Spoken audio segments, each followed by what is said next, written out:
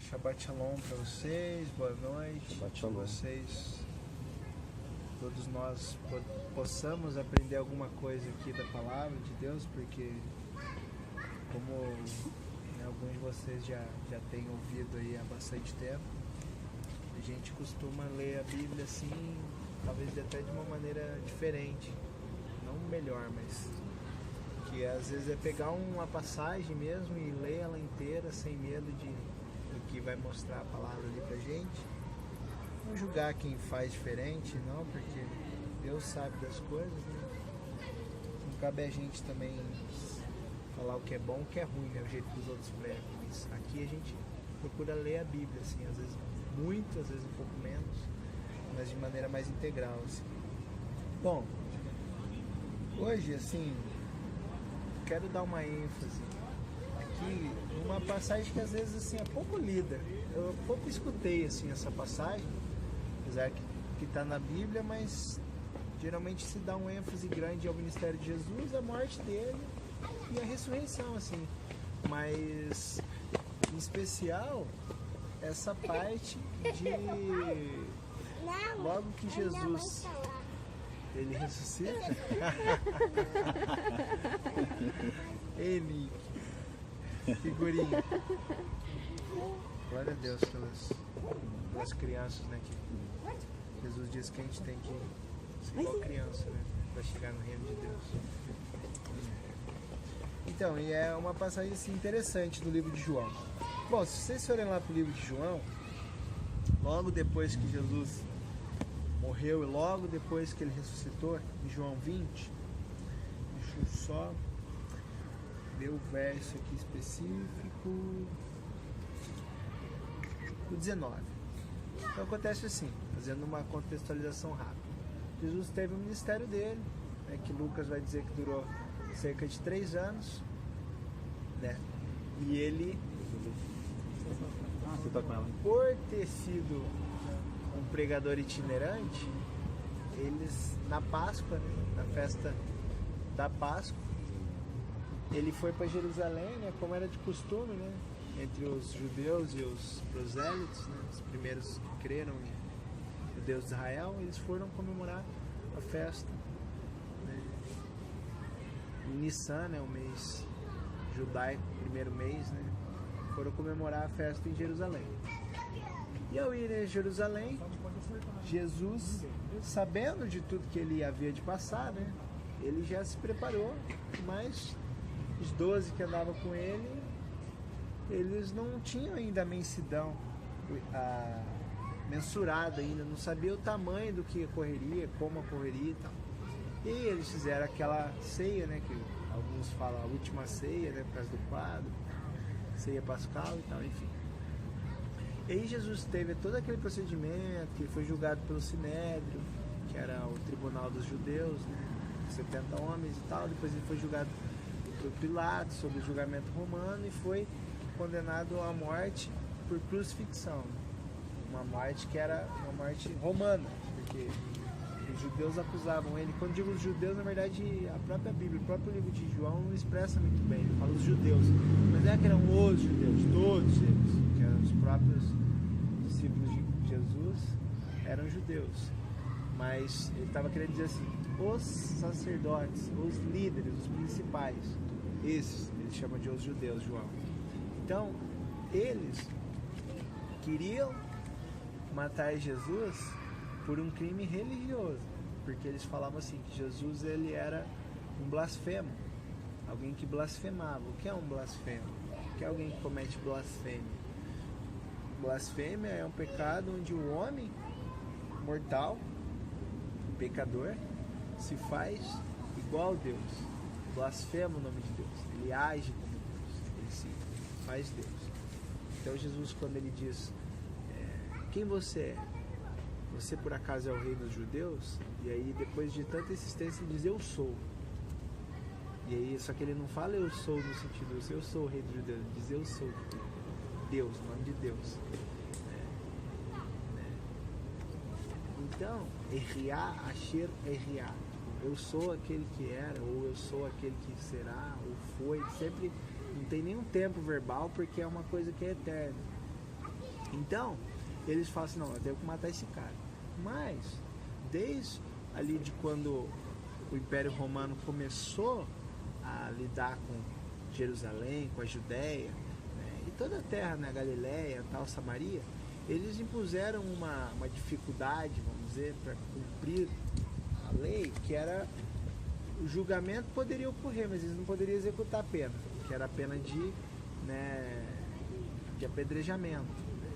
Também a gente sempre destaca que não era da forma que muitos contam, muitas vezes até nos púlpitos, é um conto assim bem ingênuo sobre a Bíblia, que é que os caras chegavam e logo já saíam jogando pedra. Não era assim. Havia um julgamento, tanto que na passagem da mulher adúltera, em João 8, eles falam, mestre, do que deve essa aqui sofrer que foi pega em adultério? Ele estava querendo dizer do juízo. Como haveria de ser julgado? Qual é a pena que a lei impunha para quem era pego em adultério? Jesus sabia que era apedrejamento, mas não que ele chegaria e falava assim, vamos apedrejar, tá tudo certo. Havia um julgamento, e Jesus não era juiz enquanto homem. Ele não era um levita, não é que era específico, só é levita. Ele não era um juiz, ele não era dos tribunais, então ele não poderia, segundo as coisas daqui, falar, não, profiro sentença sobre ela e ela é culpada. Não, porque havia um tribunal. Mas aí Jesus pegou eles na hipocrisia. Ele falou, quem nunca pecou, que atire a primeira pedra. Por quê? De costume era que quem pegasse em adultério, havia lá 2 ou 3 testemunhas, por isso que as próprias 2 testemunhas do Apocalipse, as próprias, onde 2 ou 3 se reunirem, aí eu me farei presente, Jesus, porque são 2 ou 3 testemunhas.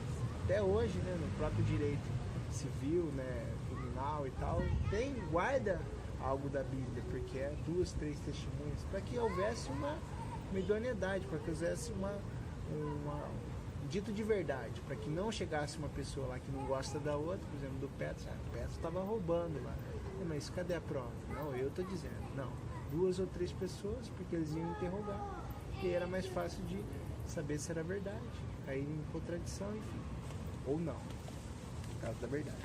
Então, Jesus teria que ser apedrejado, mas eles não podiam executar a pena. Então eles foram aos romanos e falaram assim, ó, esse cara aqui, eles podiam falar assim, esse cara é um blasfemo. Porque o romano ia falar assim, como ele fala, então julga segundo a lei de vocês, Pilatos falou. Ah, mas a nossa lei diz que nós não podemos, é uma coisa, mas nós não podemos executar a pena. Aí Pilatos falou assim, então qual que é o que vocês vêm trazer ele a pleito? Qual que é o motivo? Aí eles falam, não, porque ele quis se fazer rei. E só um é o rei, César. Olha como os caras foram simulados. Porque eles nem tinham César como rei. Eles nem estavam nem aí, desde que César não mexesse na estrutura religiosa. Então eles jogaram Jesus por um crime político. E aí o que acontece? Jesus foi julgado e condenado. E morreu como alguém que trazia um risco político para Roma. Um rei dos judeus.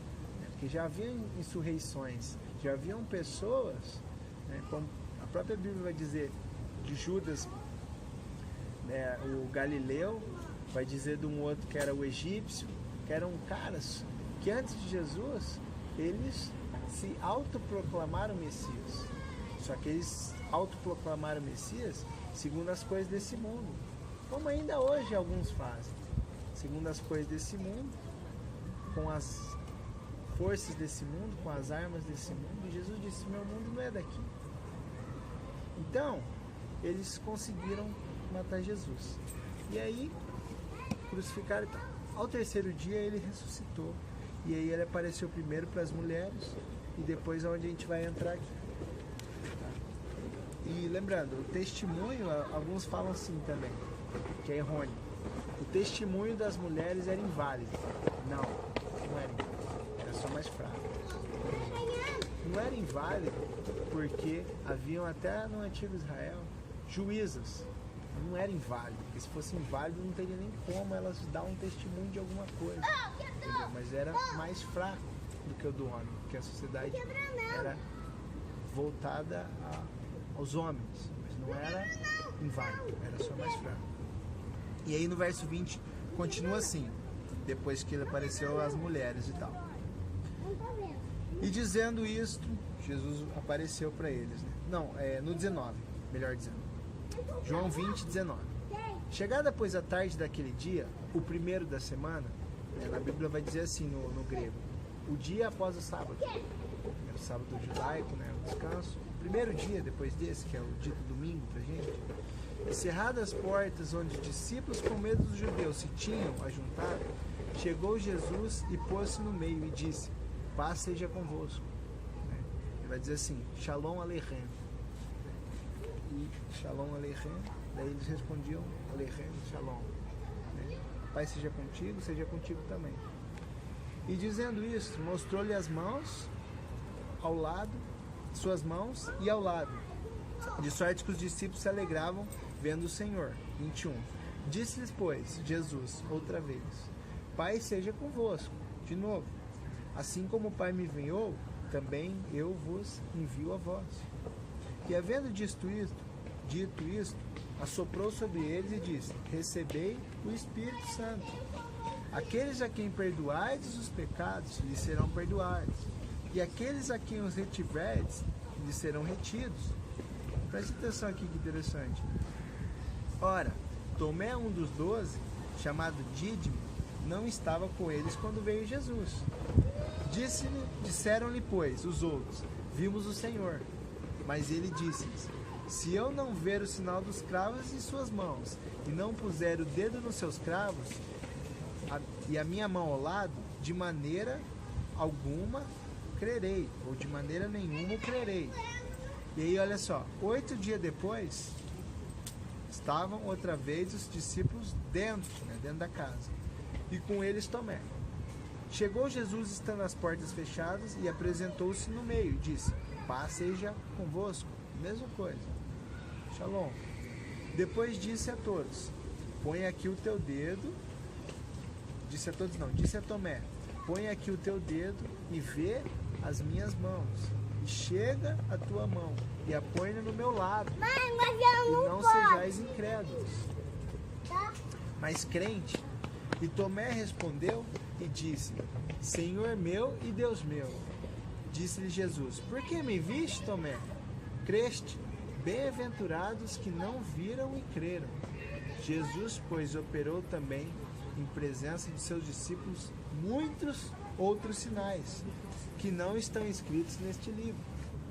Estes, porém, foram escritos para que creiais que Jesus é o Cristo, que Ele é o Messias, o Filho de Deus, e para que, crendo, tenhais vida em seu nome. Amém? Então, essa passagem aqui é muito interessante. Mas aqui a gente vai ler o capítulo 21 inteiro, tem 25 versículos, e eu quero que vocês prestem bem atenção nesse relato de João, porque só João fez esse relato em específico. Então, assim, é uma coisa que é bem particular do livro de João, que diz assim, depois disto, no versículo 1 de João 21, depois disto, manifestou-se Jesus outra vez aos discípulos, junto do mar de Tiberíades, e manifestou-se assim, mar de Tiberíades e mar da Galileia. Estavam juntos Simão, Pedro, Tomé, chamado Dídimo, Natanael, que era de Caná, os filhos de Zebedeu, que era João e Tiago maior, e outros 2 dos seus discípulos. Disse-lhes Simão Pedro, vou pescar. Disseram-lhe eles, também nós vamos contigo. Presta atenção nisso aí. Foram e subiram logo no barco, e naquela noite nada apanharam. E sendo já manhã, Jesus se apresentou na praia, mas os discípulos não conheceram que era Jesus. Então eles passaram a noite inteira pescando, porque de manhã, provavelmente logo ali que o sol começou a nascer, 6 e pouco da manhã, Jesus estava na praia e eles estavam no lago, que é chamado de mar porque ele é extenso, em forma de uma harpa e tal. É o lago Kinneret, lago da harpa. Mas eles estavam pescando lá. E aí, olha só, disse-lhe, pois, Jesus: filhos, tendes alguma coisa de comer? Responderam: não. E ele lhes disse: lançai a rede para o lado direito do barco, e achareis. Lançaram-na, pois, e já não a podiam tirar, pela multidão dos peixes. Então, foi um milagre. Então, aquele discípulo, a quem Jesus amava, João, disse a Pedro: é o Senhor. E quando Simão Pedro ouviu que era o Senhor, cingiu-se com a túnica, porque estava nu, e lançou-se ao mar. Então, era uma prática comum deles pescarem desnudos, ou semi-desnudos. Logo que desceram para a terra, viram ali brasas e um peixe posto em cima, e pão, que é o que você cantou hoje, né, Carlos? Vem dessa passagem. Disse-lhes Jesus: trazei os peixes que agora apanhaste. Simão Pedro subiu e puxou a rede para a terra. 153 grandes peixes, e sendo tantos, não se rompeu a rede. Disse-lhe Jesus: vinde, comei. E nenhum dos discípulos ousava perguntar-lhe: quem és tu? Sabendo que era o Senhor. Chegou, pois, Jesus e tomou o pão, e deu-lhes, e semelhantemente o peixe. E já era a terceira vez que Jesus se manifestava aos discípulos, depois de ter ressuscitado dentre os mortos. E depois de terem jantado, e aí é uma passagem, é só para a gente falar um pouquinho do que veio antes. Então aconteceu assim, imaginem só vocês, os discípulos de Jesus tinha muitos discípulos, a Bíblia diz que milhares, tanto que no livro de Atos 2, quase 3.000 se entregaram ao Messias, receberam Jesus como Messias. Jesus tinha milhares de seguidores, tinha milhares de opositores, tinha milhares de seguidores. Só que 12 eram o seu círculo mais íntimo, e desses 12, um traiu. Então aqui já não eram 12, eram 11. E a gente vai ver que em Atos há a reposição de um discípulo no lugar de Judas Iscariotes. Mas esses discípulos ainda mais íntimos, porque assim, interessante é que Jesus tinha 12, mas ele confiava em 3 ou 4, que eram quem? Tiago, João e Pedro. Esses eram o círculo íntimo dentro do círculo íntimo. Eram aqueles que Jesus contava os segredos mais íntimos. E os um pouco menos íntimos ele contava aos 12. E os menos ainda ele contava a todos.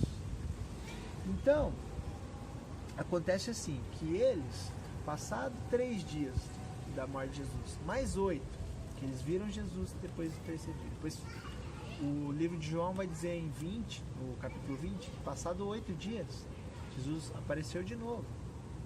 E aí, não fala assim ao certo quanto tempo depois, mas o que acontece é que eles saíram de Jerusalém e foram para Galileia. Foram para Galileia a aguardar Jesus, assim. Talvez, na mente deles, quem sabe, a parousia, né? A volta de Jesus. Ou talvez apenas receber mais instruções de Jesus. Mas eles foram para Galileia. Estando na Galileia, estando no mar da Galileia, onde tudo começou, o que eles foram fazer? Foram pescar. Porque muitos dos discípulos de Jesus, os 12, eram pescadores. Então eles voltaram a pescar. Eles foram pescar, eles foram fazer o que era próprio, que eles faziam antes. Só que, nessa pesca, eles ficaram a noite inteira e não pescaram nada. E ao não pescar nada, eu imagino, eu nunca fui pescador, mas a não ser de pesca e pague, mas imagina a tua profissão, você festa retorna para ela, festa junina, aquela pescaria de papel, e ao voltar à tua profissão, você imagina que você já talvez não faça tão bem, ou o mar não ajudou, o lago. E eles passaram a noite inteira frustrados, porque imagina, não pegaram nada. E até aconteceu um negócio, quando eu estive lá, O cara jogou a rede, não pegou nada. Deu aquela vontade de falar pro cara, joga a rede do outro lado. Mas aí, acabei não falando, mas fiquei pensando. Mas assim, imagina, não pegaram nada, né? Então é verídico que não se pega nada em várias jogadas mesmo, de rede. E aí, lá na praia, diz a Bíblia, ou seja, onde havia lá fora já do Mar da Galileia, Jesus estava esperando eles. E ao ver de longe uma pessoa,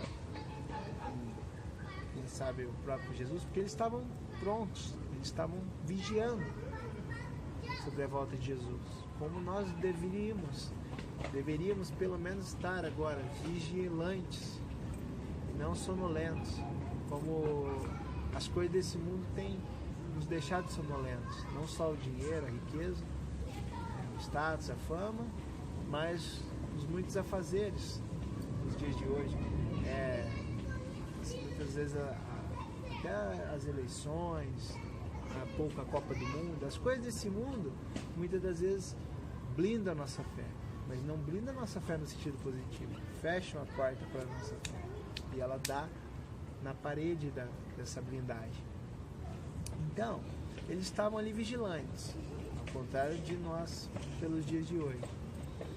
E aí, vendo, o que Pedro fez? Ele já, do jeito que ele estava, ele pulou já na água e foi nadando, né? Talvez menos de 200 metros, mas foi nadando até a praia. E os outros vieram no barco. E eu chegar no barco, Jesus falou assim, joga a rede pro outro lado, mais próximo do barco. E aí, ele falou, joga de novo. E ao jogar, eles jogaram e pegaram 153 peixes. E aí muitos vão perguntar, mas por que 153? O que significa esse número? Daí começa aquelas especulações. O cara conta, não, é que era 1 mais 5 mais 3 que dava 9, 9. Não era nada disso. Na verdade era o seguinte, há duas grandes passagens assim, possíveis. 153 era mais ou menos o número de cidades, povos. Não dá para dizer povos porque exatamente não eram o conhecimento deles. Cidades com que o cristianismo chegaria. Então talvez era um sinal de que o cristianismo primitivo chegaria a boa parte do mundo conhecido. E outra vai dizer que o número 153 é um derivativo de um outro número que quer dizer completude e perfeição. O fato é que, não sei, talvez o relato só estava dizendo que tinha 153 peixes. Ninguém pode afirmar com toda certeza. Mas aí, o que acontece? Depois disso, eles comeram com Jesus. E aí, olha só, e depois, no 15, e depois de terem jantado, disse Jesus a Simão Pedro, Simão Pedro, filho de Jonas, amas-me mais que estes? E ele respondeu, sim, Senhor, tu sabes que te amo. Disse-lhe, Jesus, apacenta os meus cordeiros. Tornou a dizer-lhe, a segunda vez, Simão, filho de Jonas, amas-me? Disse-lhe, Filho de João. Filho de Jonas ou João? Porque aqui Simão Bar Jonas, algumas versões vai falar, que é filho de Jonas, Bar Ioná ou Bar Yohanan, de João, ninguém sabe ao certo. Mas aqui na minha está como Jonas. Mas não tem problema estar João na de vocês. Amas-me pela segunda vez. Disse Pedro, sim, Senhor, tu sabes que te amo. Disse Jesus, apacenta as minhas ovelhas. Disse-lhe a terceira vez, Simão, filho de Jonas, amas-me? Simão entristeceu-se por lhe ter dito a terceira vez, amas-me? E disse-lhe, Senhor, tu sabes tudo, tu sabes que eu te amo. Jesus disse, apacenta as minhas ovelhas. Na verdade, te digo, que quando eras mais moço, te cingias, ou seja, te vestias a ti mesmo, e andavas por onde querias. Mas quando já fores velho, estenderás as mãos e outro te cingirá, e te levará para onde tu não queiras. E disse-lhe, isto significando com que morte ele haveria de glorificar a Deus. e disse isso e lhe disse: segue-me. E Pedro, voltando-se, viu que o que seguia era aquele a quem Jesus amava, o próprio escritor do Evangelho, João, e que na ceia se recostara também sobre o peito de Jesus e lhe disseram: Senhor, quem é que te há de trair? Vendo Pedro a este, disse a Jesus: Senhor, e deste, que será? Jesus disse: se eu quero que ele fique até que eu venha, que te importa a ti? Segue-me a tu. Divulgou-se, pois, entre os irmãos este dito, que aquele discípulo não haveria de morrer. Jesus, porém, não lhe disse que não morreria, mas se eu quero que ele fique até que eu venha, que te importa a ti? Este é o discípulo que testifica destas coisas e que as escreveu, e sabemos que o seu testemunho é verdadeiro. Até arrepiei. Há, porém, ainda muitas outras coisas que Jesus fez, e se cada uma das quais fosse escrita, cuido que nem ainda o mundo todo poderia conter os livros que se escrevessem. Amém. Termina com amém aqui nisso. E amém. Então, percebam, Jesus chegou a Pedro, e Pedro ele era assim. Ele não era como foi nos contado pela Igreja Católica, e a própria Igreja Protestante acabou seguindo essa história, que ele era o líder máximo, como se fosse o primeiro Papa. De fato, ele não era isso. O que ele era um discípulo tão respeitado pelos outros discípulos, que ele tinha, vamos dizer assim, aquela autoridade do mais velho, do primeiro, sabe? Do que Jesus amava tanto que perdoou. Perdoou por quê? Porque ele negou Jesus 3 vezes. E ele negou Jesus, né? Isso é uma coisa entre os judeus até hoje, desde aquela época. Você negar ou afirmar alguma coisa tinha validade contratual. Ou seja, é isso e é isso mesmo. Tipo, eu te nego 3 vezes para eu afirmar que você não é o Messias. Então eu não te conheço mesmo. Então ele, por uma, por 2, por 3. Na terceira, ele ouviu o galo cantar, e aí na cabeça dele, ele lembrou das palavras de Jesus, ao falar para ele que 3 vezes negaria, e 3 vezes ele negou.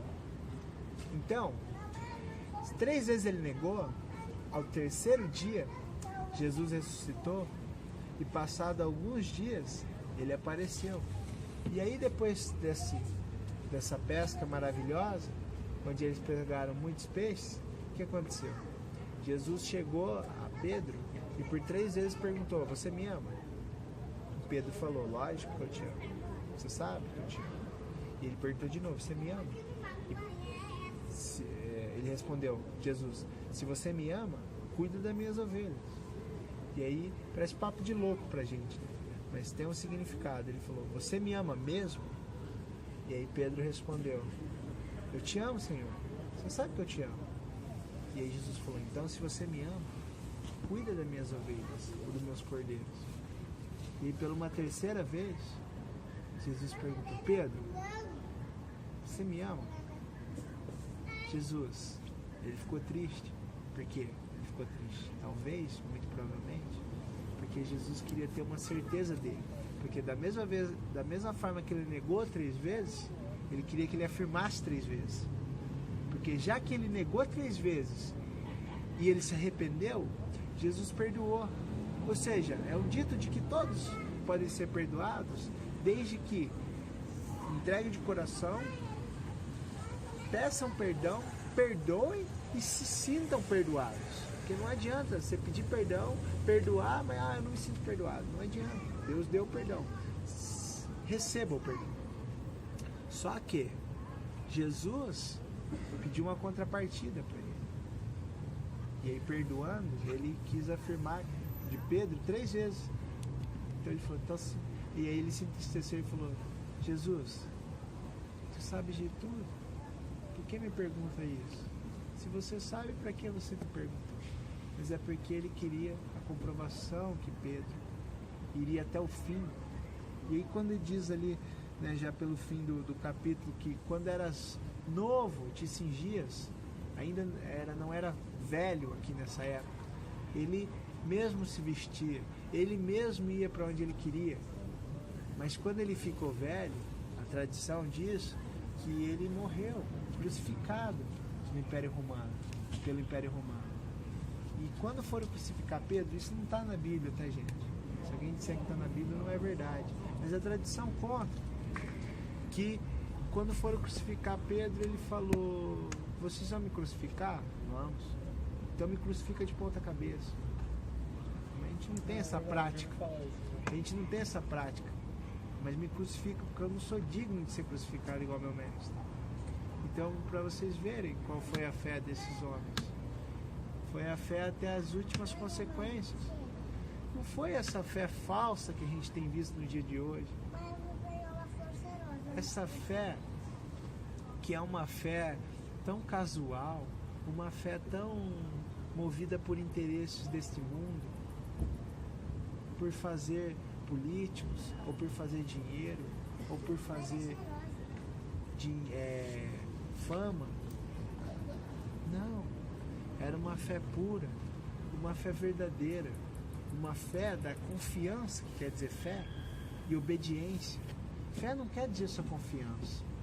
A fé que é muito pregada, que é aquela fé que você diz que ama, e Jesus falou: se me amas, guardas o que eu disse, guarda as minhas coisas, guarda os meus mandamentos. Mas se não me amas, não faz o que eu peço. Ou se diz que faz, me ama e não faz, é a mesma coisa que você está falando para Pedro. Você não me ama. Então é como se ele falasse assim para Pedro: você me ama mesmo? Então faça isso. Cuida das minhas ovelhas. Porque ele era o mais experiente do grupo. O que negou, se humilhou, foi perdoado e tinha um papel para ele, que era o papel de ir aos gentios primeiro. Então, Jesus quis saber disso. Interessante que João, o escritor do Evangelho, ele estava logo atrás, seguindo o caminho. Talvez Jesus e Pedro se afastaram do grupo, ali dos 8 que estavam ali, talvez mais Jesus, talvez Pedro e Jesus se afastaram um pouco do grupo. E aí João, já querendo saber o que estava acontecendo, foi junto. E ele diz assim, ele não se intitula, ele só diz: o discípulo a quem Jesus amava. Como se mostra o amor que Jesus tinha, que ele ficou recostado ao peito de Jesus, bem próximo, na última dita ceia, na última refeição de Jesus. Então, a gente sabe que eles comiam todos juntos. Então Jesus tinha muita confiança nesses discípulos, sobretudo João, o escritor, Pedro e Tiago, o irmão de João. Então, Jesus tinha muita confiança neles. E aí, engraçado que Pedro, em vez dele falar assim: então, eu vou fazer isso que o senhor quer, e tudo bem, ele falou: e quanto a esse aqui? O que o senhor vai fazer com ele? Mas Jesus falou assim: por que te interessa isso, cara? Não te interessa, cara. Você está preocupado com a vida do outro. Curioso. O Pedro curioso. Chegou e quis saber. Jesus falou: não te importa. Se eu quiser guardar ele até o fim da minha volta, eu guardo. E aí o próprio evangelista vai dizer assim: e dissipou, disseminou entre os que creram que João ia viver para sempre, que ele nunca ia morrer. Mas ele falou: mas não é isso que Jesus falou. Ele só disse que se ele quiser, ele me mantém, mas ele não disse que vai me manter. E por fim, os 2 últimos versos, talvez escrito pela comunidade joanina já, que diz assim: e sabemos que o seu testemunho é verdadeiro, sabemos que o testemunho de João é verdadeiro. E ele vai dizer que se tudo que Jesus falou estivesse escrito, talvez não caberia no mundo, tudo que ele falou e fez fosse escrito, talvez não caberia no mundo todos os livros. Ou seja, todos esses relatos que a gente tem nos 4 evangelhos, Mateus, a saber, Mateus, Marcos, Lucas e João, foram pouco do que Jesus realmente fez, pouco do que realmente Jesus falou, mas pouco, mas o necessário, porque pouco de Deus é muito, e muito do homem é pouco. Então, só a saber o que está escrito, como eu falei semana passada. Mas o que Jesus estava escrevendo na areia quando teve a passagem da mulher adulta? Não sei, cara. Mas por que você quer saber isso? Por que te importas nisso? Isso não tem importância, porque se houvesse importância, estaria escrito. Só isso, mais nada. Então, amados, falar dessa passagem pelo seguinte: da mesma forma que esse Jesus apareceu para eles, por 3 vezes, o livro de João vai falar, outras aparições em Lucas, outras aparições em Marcos, outras aparições em Mateus. É o Jesus que vai voltar. Não creiam. Falso. Como vai dizer lá o próprio Paulo vai falar nas suas cartas, e Pedro fala também. Ele fala assim, que alguns dizem que Jesus tarda. Mas nós que cremos desde o princípio sabemos que ele não tarda. Porque o tempo de Deus é o tempo dele. E aí muitos riem até hoje. Ah, Jesus vai voltar? Ah, então o Papai Noel vai voltar também? Não, cara. Ou se não, zombam de uma maneira até mais, assim, desdenhosa, falando assim, Jesus olhou para cá e falou, eu não volto mais, porque olha as guerras que eles estão fazendo. Então ele não quer vir, porque vai que eles prendem ele de novo e matam ele. Jamais, de maneira alguma. O Criador do universo se deixou ser preso, se deixou ser morto, porque assim já estava testificado na lei, nos profetas e nos escritos. Há mais de 1000 anos antes de Cristo e há mais de 3000 anos de quem fala agora. Então, amados, ele volta. Tenham a certeza. Por mais errantes que vocês podem estar andando, por mais errantes que nós todos podemos estar andando, nos afazeres, trabalho, viagens, estudos, namoro, sei lá, cursos. No meio de tudo isso ele pode voltar a qualquer hora. E a hora que ele voltar, não adianta mais. Por isso que lá no livro de Hebreus, no capítulo 4, vai dizer que qual que é o tempo de aceitar? Hoje, por mim ou por qualquer outro. Não. A Bíblia nos diz que Deus não faz acepção de pessoas. E por isso que Ele te dá chance hoje. Se hoje bateres a porta, vai Apocalipse 3, 20 dias. Se bateres a porta, abra e Ele ceará. Eis que estou à porta e bato. Diz que estou, Ele está no presente, a porta do seu coração batendo. Se você aceitá-lo, por mais defeituoso que você é, porque Ele entra na casa do teu coração, Ele entra na tua vida do jeito que ela tá, mano. Ele não espera, falou, dá uma faxina aí para depois eu entrar.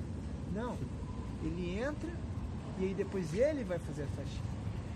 Eu serei contigo e tu comigo. Ele é o anfitrião da porta da tua casa para dentro. Ele que vai ser aquele que guia o teu coração. E aí você tem que deixar. E aí ele vai ser contigo, com ele. E aí o dia que ele voltar, a gente vai estar todos reunidos junto com ele. E ele volta como um raio. Creiam nisso. Cada dia que passa e nosso tempo só passa para frente, linear para frente, ele está mais perto. Acreditem nisso. Que Deus abençoe vocês, que Ele dê força, que Ele dê paz, que Ele dê anos de vida. Amado irmão. Amém. Muita paz, muito amor em Cristo Jesus. E lembre-se, gente, por todos os defeitos que nós temos, só Jesus pode nos fazer perfeito, ainda aqui. Porque a Bíblia promete isso. Perfeição ainda aqui. Mas aqui a gente não vai permanecer. Tanto tem guerreado os que não creem, quanto os que dizem crer, pelas coisas daqui, por essa realidade. Mas essa realidade, a qualquer momento já era. Não é por isso que a gente vai abandonar tudo, não é isso que eu estou falando. Mas não se apegue nessas coisas aqui, meus irmãos, porque vai passar. Mas creia, ele vai voltar. É o que a gente sempre fala, ora e pede. Chama um clamor em nome de Jesus.